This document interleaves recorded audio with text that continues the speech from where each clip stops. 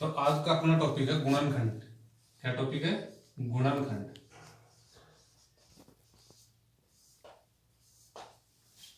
तो सबसे पहले हम हिंदी में संधि विच्छेद पढ़ते हैं। तो इसके संधि विच्छेद के हिसाब से हम इन शब्द को तोड़ेंगे।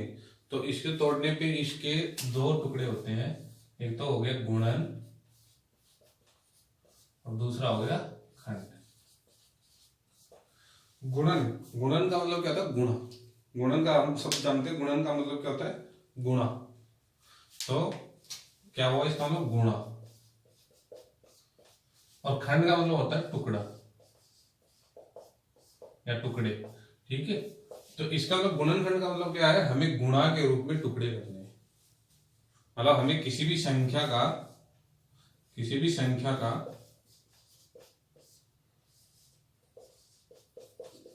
गुणनखंड पूछा जाए,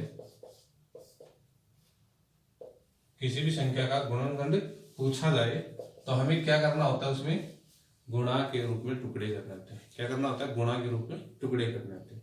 अब हम गुणनखंड गुणा के रूप में टुकड़े कैसे करते हैं? देखो, हमने एक संख्या ली, जैसे छोटी सी संख्या लेते हैं हम, शुरू में छोटी सी संख्या लेते हैं 12 ले लिया। इसके गुणा के रूप में टुकड़े करने हैं। क्या करने? गुणा के रूप में टुकड़े करने हैं। तो गुणा के रूप में टुकड़े 12 को हम क्या लिख सकते हैं? 1 गुणा 12 लिख सकते हैं। और क्या लिख सकते हैं? 12 को हम 2 गुणा 6, 6 दूनी 12 होते हैं। और 12 को क्या लिख सकते हैं हम? 4 गुणा 3, 4 3 12 होते हैं। ठीक है ना? इसी प्रकार 3 चौक 12 भी कर सकते हैं। तो इस प्रकार इसके टुकड़े किए, तो इतने प्रकार के हमें टुकड़े मिल गए, मतलब 12 इस तरीके से आते हैं। तो इसके टुकड़े कौन कौन से हुए? देखो, एक तो 1 आया, 2 आया, 3 आ रहा है, उसके बाद 4 आ रहा है, 6 आ रहा है और 12। ठीक है ना? तो ये इसके क्या कहलाएंगे? ये सारे इसके गुणनखंड कहलाएंगे। 12 के क्या कहलाएंगे? गुणनखंड। अब इसको लिख कैसे सकते हैं? जैसे 12 का गुणनखंड पूछे तो एक तो गुणनखंड ये हो गया, एक गुणनखंड ये हो गया, एक गुणनखंड ये हो गया। ठीक है ना? तो ये सब क्या है? इसके गुणनखंड कहलाता है। इस प्रकार हम किसी भी संख्या का गुणनखंड हम कर सकते हैं। इसी प्रकार मान लो तो कुछ थोड़ी बड़ी संख्या लेते हैं, जैसे मान लो हमने ले ली, इसको ऊपर से मिटा देता हूं।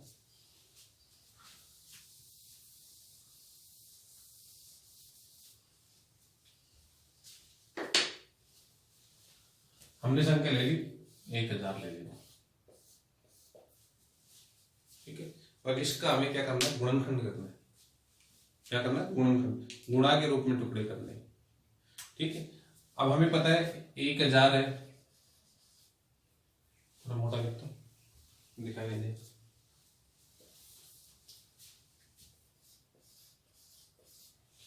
वो एक के पाड़े में कोई भी संख्या उतनी बार आती है।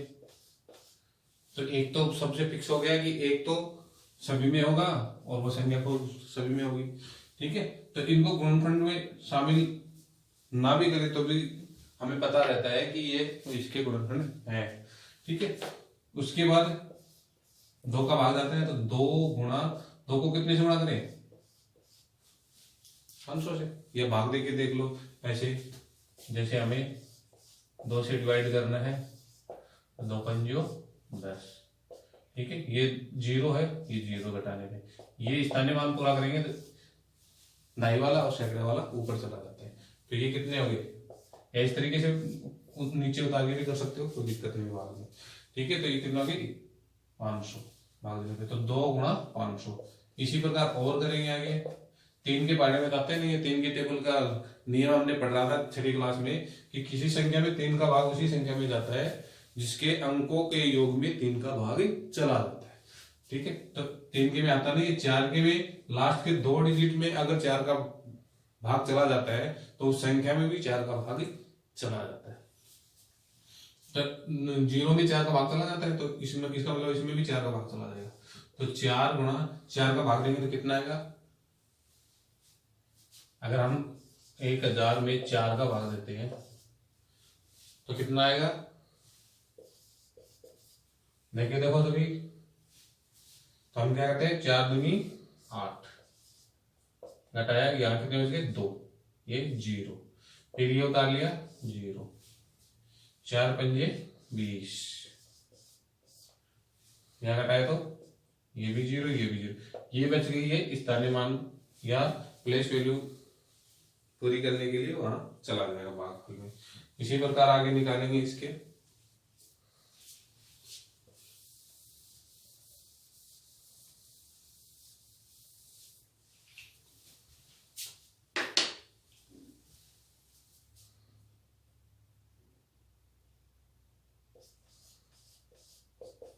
एक, 2, 4, उसके बाद 5 का भाग जाएगा क्योंकि लास्ट के डिजिट क्या है 0 और 5, तो 5 का भाग देंगे तो इसमें कितना आ जाएगा, 5 का भाग देके देखोगे आप 5 दूनी 10, आगे 2 0। इसी प्रकार 6 का भाग अगर 2 और 3 का भाग जाता है तो 3 का नहीं जा रहा तो इसमें 6 का भाग नहीं जाएगा, 7 का भी नहीं जाता है, 8 का भी इसी प्रकार 8 का देखेंगे तो 8 का देखेंगे तो कितनी बार जाएगा, अभी 8 का भाग देके देखते हैं।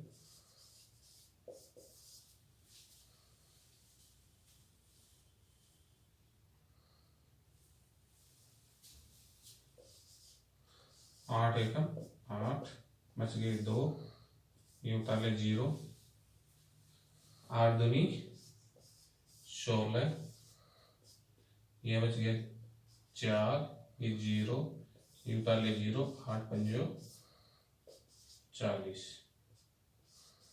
इसका मतलब पूरा पूरा भाग चला गया कितनी बार, 8 गुणा 125। ठीक है, इसी प्रकार हम और आगे भाग देंगे। 9 का जाएगा नहीं क्योंकि 3 का नहीं जाता तो 9 का भी कन्फर्म ही उस संख्या में भाग नहीं जाएगा। 10 का भाग, तो 10 का भाग इसमें जाता है, 10 का भाग हमें पता है, 10 गुणा 10 का भाग देंगे तो 1 0 कम हो जाएगी 100। ठीक, इसी प्रकार हम आगे और भाग देके देखेंगे।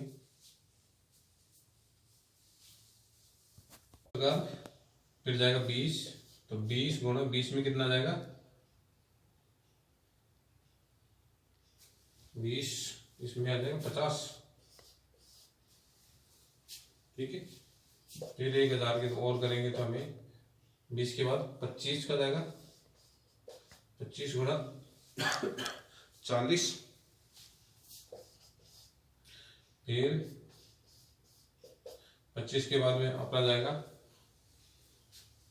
40 का, तो फिर ये तो उल्टे लिखे जाएंगे, फिर 25 के बाद दोबारा ये रिवाइज हो जाएगा 40 गुणा 25, फिर 50 का जाएगा 50 गुणा 20।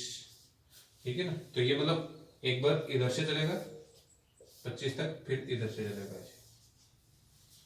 ठीक है, वही दोबारा रिवाइज हो जाएगा 50 गुणा 20, 100 गुणा 10, 125 का जाएगा, 20 का जाएगा। तो इसका मतलब इसके गुणनखंड कौन कौन से हो गए, एक तो 1 आ गया, ठीक है, 2, 4, 5, 8, 10, 20, 25,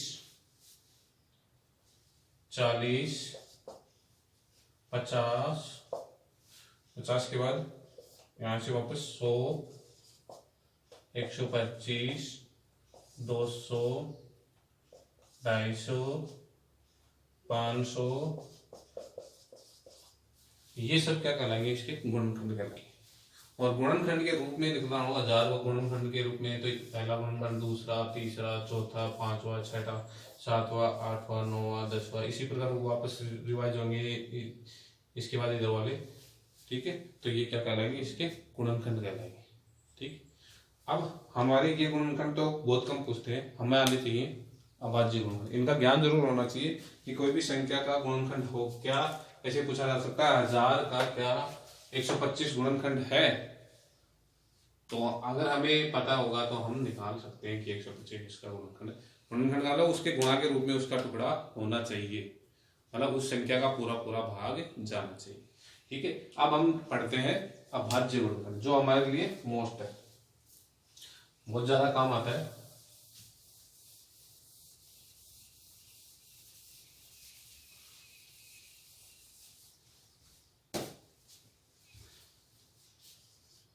अभाज्य गुणनखंड,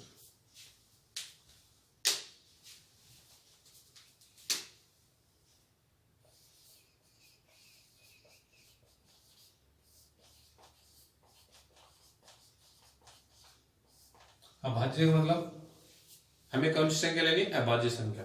गुणनखंड करते टाइम या हम किसी संख्या का गुणनखंड निकाल रहे हैं तो उस समय हमें कौन सी संख्या लेनी है, अभाज्य संख्या ही लेनी है, ठीक है ना।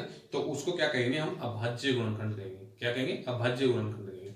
जैसे हम कोई संख्या लेते हैं हम और उसका अभाज्य गुणनखंड निकालने की कोशिश करते हैं। जैसे हमने अभी संख्या ली थी 12 और एक ली थी 1000, उन दोनों का हम क्या निकालेंगे, अभाज्य गुणनखंड निकालेंगे। क्या निकालेंगे, अभाज्य गुणनखंड तो निकालेंगे, कौन सा वाला, अभाज्य।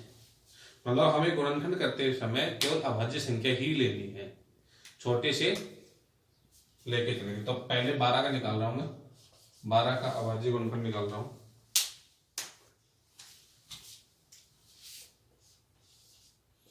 12 का निकालेंगे, ठीक है। इस तरीके से इसको लिखा जाता है अभाज्य गुणनखंड निकालते रहें।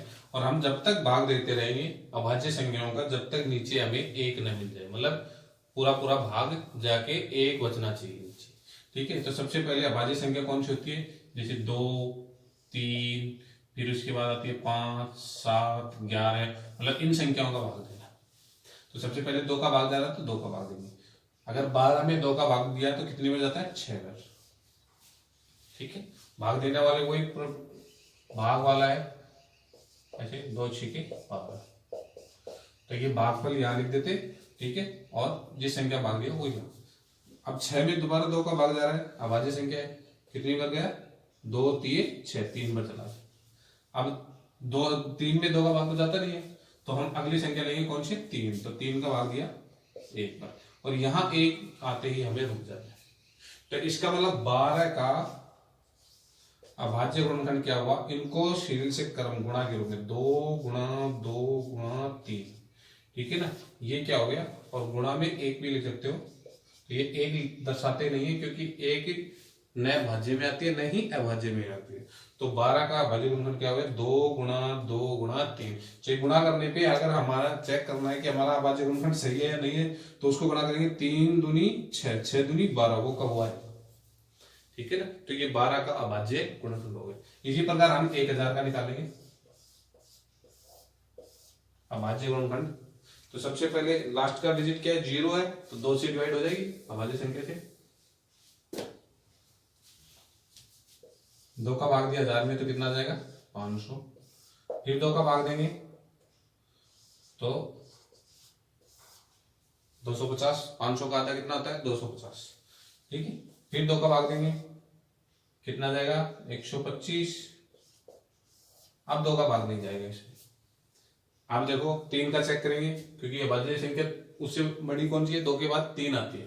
3 का चेक करेंगे, 5 2 7 और 1 8, ऐसे 5 + 2 + 1 7 और 1 8। 8 में 3 का भाग नहीं जाता है, नहीं जाता है, तो इस संख्या में 3 का भाग नहीं जाएगा।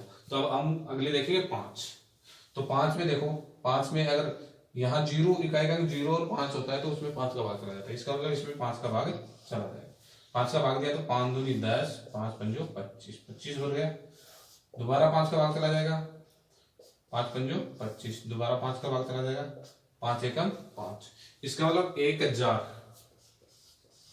का भाज्य गुणनखंड कितना हो गया, इसको लिखेंगे 2 गुणा 2 गुणा 2 गुणा 5 गुणा 5 गुणा 5। ये क्या कहलाएगा, 1000 का अभाज्य गुणनखंड कहलाएगा। क्या कहलाएगा, अभाज्य गुणनखंड कहलाएगा, ठीक है। तो ये गुणनखंड हो गए हमारे 2 प्रकार के। एक तो सिंपल केवल गुणनखंड, किस संख्या का गुणनखंड पूछा जाए, या फिर एक अभाज्य गुणनखंड पूछा जाए, ठीक है। तो ये आपको कैसे निकालते हैं ये आपको ध्यान रखना है, ठीक है। तो कुछ क्वेश्चन मैं आपको दे रहा हूं करने के लिए, आप अभ्यास कर सकते हो। आपके एक्सरसाइज में भी क्वेश्चन है, उनका भी आप अभ्यास कर सकते हो।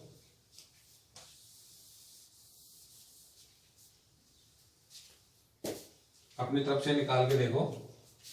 मान लो जैसे 625 का मान लो, अभाज्य गुणनखंड निकाल के देखो, ठीक है। और आप 343 का निकाल के देख लो,